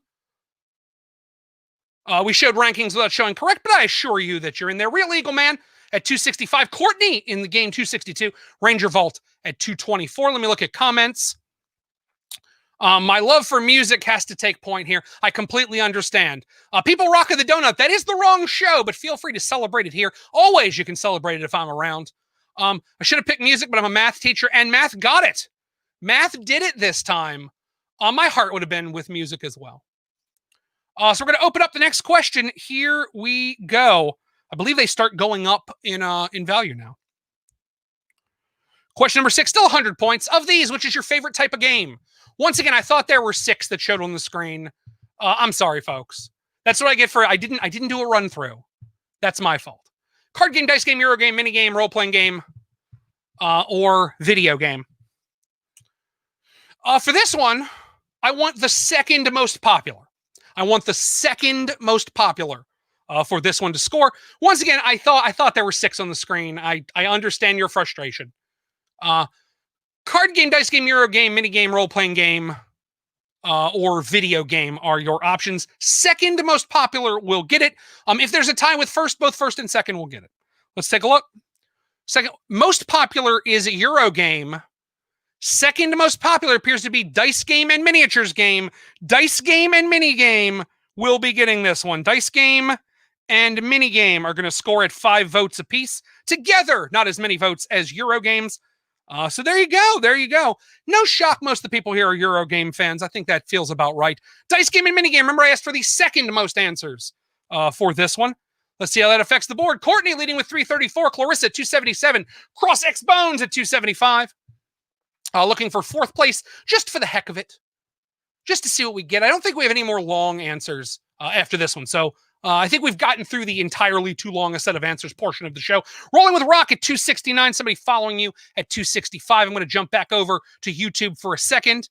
A dice mini game, it happens. Yeah, but I'm a high school math teacher, so I'm used to everyone not liking math. I know. You've come here. This is the great thing about this game. You can learn about all the people around you. All the fans here, all the Renegade Con fans, love math. Welcome. You have finally come home. As we move on to the next question, question number 7 is a 15-question game, so this is almost halfway through the game. Question 7, Clank or Clank in Space? This is worth 100 points. Clank or Clank in Space? I'm sorry, Clank in Space! I picked 2 Clanks. Just Clank in Space. I know there's more Clanks, but I wanted to pick 2 easy to understand, easy to recognize Clanks, because I felt like I'd done a lot of questions with a lot of answers. So I wanted something simple. For this one, most popular answer is going to win. Most popular answer. Here we go. Clank at 64 to 36. Most popular answer. Clank is what's going to win it. Let me do that right there and note it. And then I'll show all of you. At 64-36, Clank is your answer. Clank is your points. Let's see how that affects the scores. Clarissa D at 375. Rolling with Rock at 357. The Real Eagle Man looking for some more money here at 356. I'm going to take a look over on YouTube. Why did the hippie drown? He was too far out, man. Missing 2 exclamation points. You need new students. Get them every 5 years, and it doesn't seem to change. I'm doing terrible, but I'm having so much fun. Susie, thank you for sticking around, and I'm glad you enjoy it. That's what we're trying to do here. We want to have some fun here in the late night block. And with this game, the stakes aren't very high. I would have felt a little bad if this had been for a $100 gift card, but for a $25 gift card, let's enjoy ourselves. Let's chat this out a little bit. 30 players in the game as we are playing. I'm going to move back over to my main screen so I can give you your next question. Once again, it is a 15-question game. We are 7 questions in. I'm going to take a drink real quick. There we go. Remember, we do games and silliness like this on my YouTube channel at Board Game the Game Show. Every Thursday night, we play the Winterview. You are seeing the very first show ever of the In Crowd. We are going to start playing it. Follow social media for all the details. Moving on to question number 8. Here we go. Architects, Paladins, or Viscounts of the West Kingdom? Which one of the 3? Architects, Paladins, or Viscounts of the West Kingdom? Which one of those are you going for? I don't know. I do know I'm happy that they all fit in the same space. I have to be honest. I'm glad it's an easy answer for you to see. Let me take a look at any comments that are out there. Call for Paladins. Bruce, I see that you're drinking some Dew. Have you tried new There's pineapple-flavored Mountain Dew? No, not only haven't I tried it, I didn't know it existed. Letter D, Encyclopedia Salesman of the West Kingdom, if only. So for this one, I want the middle answer. I want number 2 for this one. Not the most popular, not the least popular. I want the middle amount of popularity. Here we go. So we have a tie on Architects and Paladins. As I told you earlier, if there is any tie involved, everyone in the tie is going to get it. So since there was a tie for second, that also gets first. If you were in the Architects or the Paladins of the West Kingdom, you are getting points on this one. Let me jump in there. Both the Architects and the Paladins of the West Kingdom. Let me make sure that registered correctly. Yes, it did. Well, I was looking for the one that snuggled in the middle, but you managed to snuggle with first place. So everybody gets points on that one, except for 2 of you, and I'm sorry. I almost picked last. For your sake, the 2 of you. I wish I had, but I didn't, and that's where we are now. So let's take a look at the scores. The Frozen Maple leading with 440. Rolling with Rock 1 point back at 439. Chris S at 438. I'm going to take a look for comments. You better be careful to show up on the Party Gamecast, featuring the Party Gamecast, a podcast about party games and games you take to parties, but sometimes we review food, and that's what people mostly listen to us for. Oh, thank you, Jordan. Loves What the Food. 2 new flavors of Baja are coming next summer. Oh, good work, Ed. I was super curious. Oh, that's so close. I know. It is such a close game right now. I will warn you, the values of the questions are going to start to go up, so don't be shocked by that when you see it. We are moving on to question number 9. Worth 100 points. Which time travel story? Back to the Future, Bill and Ted's Excellent Adventure, A Christmas Carol, or Groundhog Day? Which is the time travel story? Which one? Back to the Future, Bill and Ted, Christmas Carol, or Groundhog Day? So last question, we gave points to all the popular answers. So for this one, I want the least popular answer that has votes. As a note, if anything has a vote of 0, I do not count it. Somebody's going to get points. But I want the least popular answer that still has votes. Let's take a look. 46 for Back to the Future, 21 and 29% on Bill and Ted and Groundhog Day. One person got A Christmas Carol, and you're going to get points for that because I wanted the lowest one this time, the least popular. You are the in crowd this time, getting your points there on A Christmas Carol, which I'm real shocked. If you're out there, explain yourself. I thought that was going to be the least popular answer, but I wasn't sure. I didn't know how people felt about Groundhog Day, which I can't believe did better than Bill and Ted's Excellent Adventure. Let's take a look at the scores. The Frozen Maple at 440, Rolling with Rock at 439, Chris S at 438. It is so close. Scrooged, I really liked Scrooged. A Christmas Carol, I don't know how I feel about it. The ghost of gift cards present is not visiting my house tonight. I can definitely see that's true, Jordan, but we'll see. I answered before I read that answer. I understand it's an opinion game and it's fast. And you have to hope you're going to be in the right group because you don't know what I'm going to pick. But we learn about each other here. That's the big thing, is I want us to learn a little bit about all the folks that we're spending time online with. 5 points separate first through fourth. We are only paying the top 3 teams prizes. So just as a note, but that is a very close game. As we move on to the next question, the points, I believe, start to go up from here for the final 5 questions of the game. 10th question might not have it. 11th might be where it starts. We'll see in a second. Here we go. 10th question. Still 100 points. Marvel or DC? We've talked about comic books. Scott talked earlier about how he used to deal comic books. Has some cool comic book stuff. But the big question, Marvel or DC? I know a lot of people are like, but I really love this indie company. And a lot of those indie companies are making amazing stories. But the big question, it's Marvel or DC. It's the Pats or Genos of these. So let's take a look at any comments coming in. Oh, come on. Here's what I am going to do for you, father-daughter adventures, is I'm going to take the most popular. The most popular is going to get it. And always answer these honestly because you don't know what I'm going to pick. Most popular will do it. Let's take a look. 75-25, make theirs Marvel.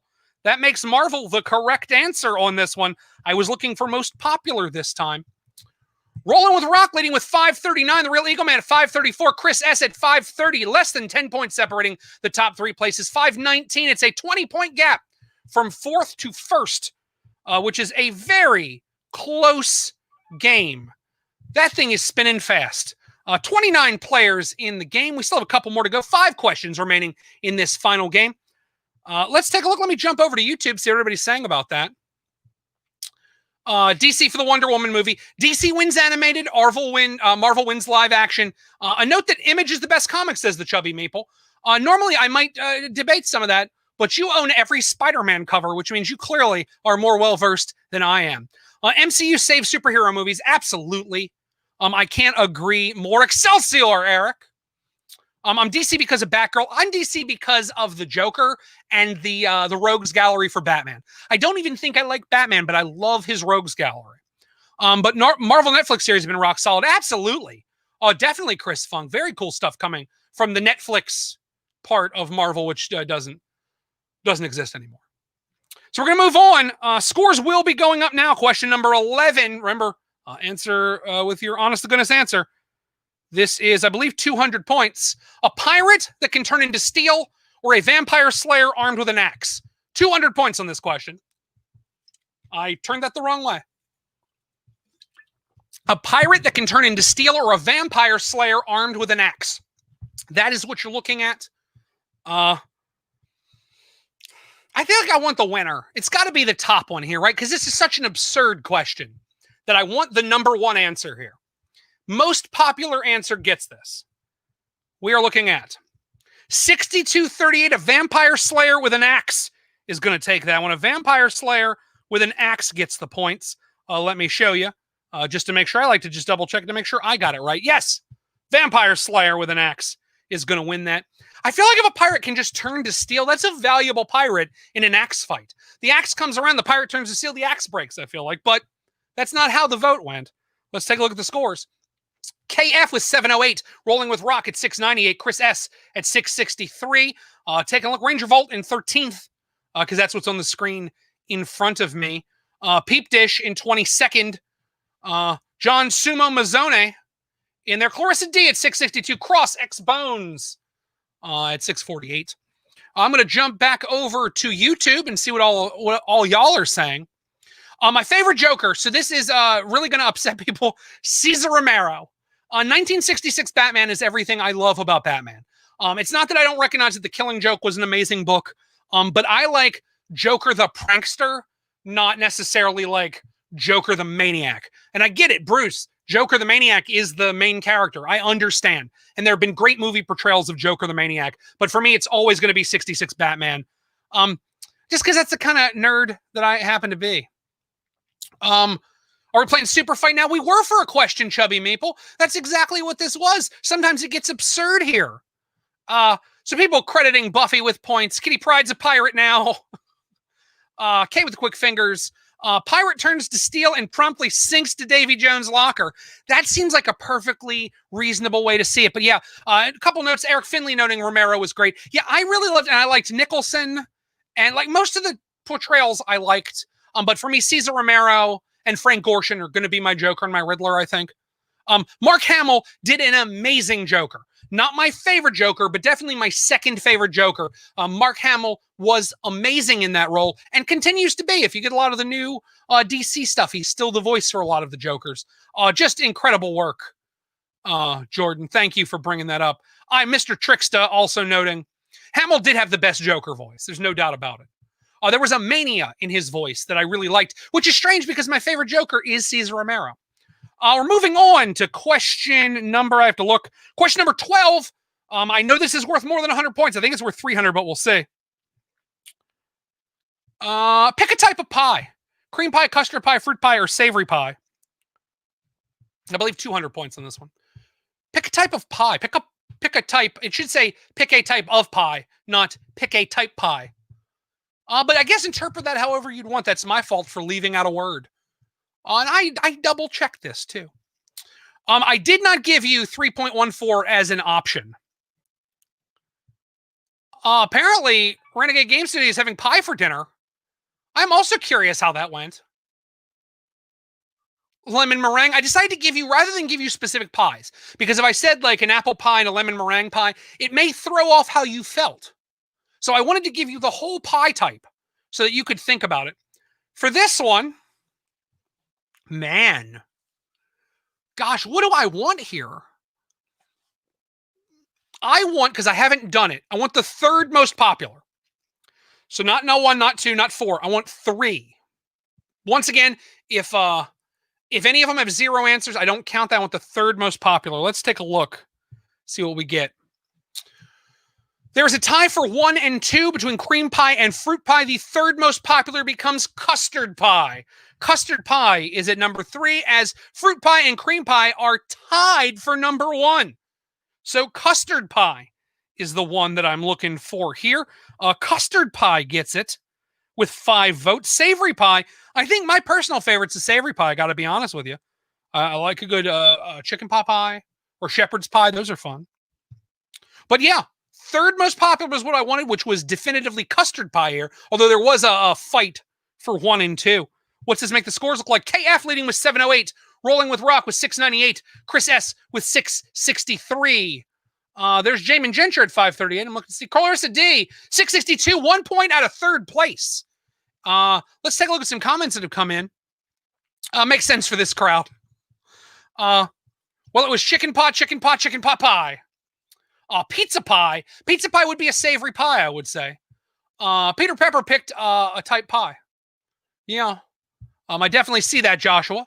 Once again, noting these as fast as I can. I think of Batman villains I like Two-Face the most, says Rolling with Rock, because I love how Harvey's story shows anyone can fall from grace. Very human. If you look at Arkham Asylum, it gets real weird for him when he ends up on like a 100-sided die to make decisions. Very strange. I don't want to live in a world where chicken pot pie and pizza are in the same category. I'm sorry, Jordan. That's the world you live in. That's where you've entered. Welcome. We're moving on to question number, let me look at this, question number 13 of a 15-question game. 3 questions left to go. Here we go. 200 points. Ice cream. Should you bite it or lick it? Ice cream. Should you bite it or lick it? We're in a food part of the game, folks. We're doing food opinions. It's just how it works right now. Ice cream, should you bite it or should you lick it? So I'm going to guess if you're in the top group, the most popular, you're right. But if you're in the second most popular, you're getting points. So once again, second most popular, the least popular here is who's getting the points. Let's take a look. Lick it is, in fact, the answer that is right, but bite it is the answer that gets points. Bite it is going to get points for this one because I wanted the least popular, the second most popular in this, as it were. So bite it is getting credit with points, but I will let you know, if you are out there and you voted lick it, you are correct, and most of the room agrees with you because you were right. To the 9 of you who picked this, I both want to tell you that you are wrong, but I also want to award you points. So decide if that's more important. Congratulations, but also you're wrong. So let's take a look at the scores. How does that affect things? Alex B with 817, KF with 708, Rolling with Rock with 698. So I don't know what the world just happened there. Let me take a look because I have a feeling this is going to light up the YouTube comments. Let it melt and drink it. Not a Batman fan. I accept that Batman has the best group of villains. Thank you, Rolling with Rock. I appreciate that. I actually thought Lick It might be second. Bite It too, Michael Jackson's Beat It. With a spoon from a bowl, that would be Bite It, right? That would be Spoon It. On your right, I should have said ice cream cone. I hope that was implied. That's my fault. Dip Dairy Queen cones, yeah, you can only bite those. It didn't say cone. You were absolutely right. That falls on me. Nothing's going to change, but you're right. Yes, and had the crowd interpreted it that way, it would have changed the answers. But they also didn't interpret it that way, so that's where we are.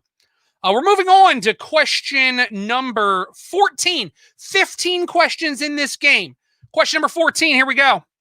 For 200 points. Pick a fun word to say. Gazebo, blubber, beluga, or macadamia. Just pick a fun word to say. Gazebo, blubber, beluga, or macadamia. They are fun words to say, and I really just wanted to say fun words. If you know Bulbous Bouffant, you know where they came from, but I just really I thought it'd be fun. Shortest word wins the points. What I'm going to go with here is the most popular. The most popular will get you points. Whatever that may be, of gazebo, blubber, beluga, or macadamia, the most popular will win points. The most popular is gazebo, with a tie between blubber and beluga, and macadamia far behind. Gazebo is going to win you the points here. That is what we've decided. Our most fun word to say is gazebo. Let's note here, gazebo gets the points. Who picked gazebo? KF with 899, almost 900 points. Rolling with Rock with 848. Cross Exbones at 833. Alex B 817. Jamie M 806. This question's worth a bunch of points. This is the final one of the game where we determine our winners. Let me take a look over on YouTube. James Brazil noting gazebo. Jackwagon is also fun. I agree. They're largely animal themed. That's true. That's true. I feel like most of the Marvel villains kind of cross over multiple heroes, like Kingpin's a villain for a bunch of heroes. Agreed. Also, in DC, I've had a problem with Solomon Grundy because I think of him as a Superman villain and people tell me he's a Batman villain. But yeah, no, in DC, or in Marvel, all of their villains seem to fight almost everybody. They seem to almost do it like the tier system of professional wrestling, where like if you are a mid-tier villain, you have mid-tier heroes and you can face any of them. And if you're a main event villain, you have main event heroes. Near as I can tell. Let me take a quick sip before we jump into our final question. Hachi Machi, Jordan Hopper's go-to. I like Hachi Machi. I've seen you use it a lot lately. I enjoy Hachi Machi. As a note, every time I come up, I don't see who the person that is running the account for Renegade in the chat is. Twisted Bop It Flick It. Oh, I should have. Next time I do this, Twisted Bop It Flick It will be in there. Hinky, okay. Hey. Okay, Chris. I'm glad you said that because it would take me time to figure it out. Okay, Chris. So, let everybody know where they can get their prizes because we're into the final question. So be ready to take care of that as we jump into our final question of the game. This one, I believe, is worth 500 points. But I have to be honest, I don't remember. I did it a while ago. 15th and final question. Here we go. For 500 points. Explorers, raiders, or shipwrights of the North Sea. Explorers, raiders, or shipwrights of the North Sea. We are finishing with an all Renegade question here at Renegade Con Virtual, or Virtual Renegade Con, or Renegade Virtual Con. I have found as I have typed things, I have used them completely interchangeably. It is the final question of the game, so I'm going to do this. The most popular answer will get points. It's the final question. It's worth a lot of points. So if you're in the most popular group, you are going to get points here. I'm going to take a quick look over on YouTube, see what people are saying. Thanks for the quizzes. Rolling with Rock, thank you so much for being a part of this. Remember, once again, I do Board Game the Game Show on YouTube. Every Thursday night, we do play the Winterview. This game will be added soon. We'll be playing it weekly. Let's take a look. Raiders Always and Forever is the call. I have not revealed what the answer is yet. Once again, the most popular answer will get the points. It was worth 500 points, potentially. Let's take a look. Raiders by a long shot. 22 players in on that. 22 players will be getting the points on this. Let's see how that changes the board. Raiders of the North Sea is what's going to get it. Let's take a note. Let's show you right there. Final question of the game. Most popular answer did it. These are our scores. Congratulations to our winners. Here we go. KF with $13.93. You get a $25 gift certificate for Renegade Games. Cross X Bones, you get $12.92. And Jamie M with $12.68. I'm sorry, Cross X Bones, you're going to get $15. Jamie M, you're going to get 10. Let me just make sure there's no tie in fourth place. But I think there was a 3-point gap, which is amazing in the game. There was a 3-point gap. Rolling with Rock, almost in. But KF, Cross X Bones, and Jamie M, you need to collect your prizes. Chris, you'd be kind enough to tell them how I'm sure that you have already done that. I picked right, but too slow. It happens. You got to be willing to commit. Let's take a look. Not bad considering I had a 600-point deficit in the first game. Understandable. Thank you so much. Kay, congratulations. Thanks for coming out. Thanks to everybody for being a part of the late night show. Congrats, winners. You know what to do. Send an email to conventions at Renegade Games. Let them know your place. Congrats to everybody. Thank you so much for sticking around and being a part of this. Chubby Maple, thank you so much. I really appreciate it. I love doing this. James, that you did well in the first game. That was the big money games for James Brazil. This was not the one. Rolling with Rock, thank you so much for coming out. Christopher Sasaki, thank you for being here. Thank you for all of you for coming out to the late night show here at Renegade Con. Have a great night. Continue to play games. Have fun. If you liked what we did here, please, by all means, check out Board Game the Game Show on YouTube or BG the Game Show on Twitter. I'm going to make myself big here because I was staring at all of the answers and stuff.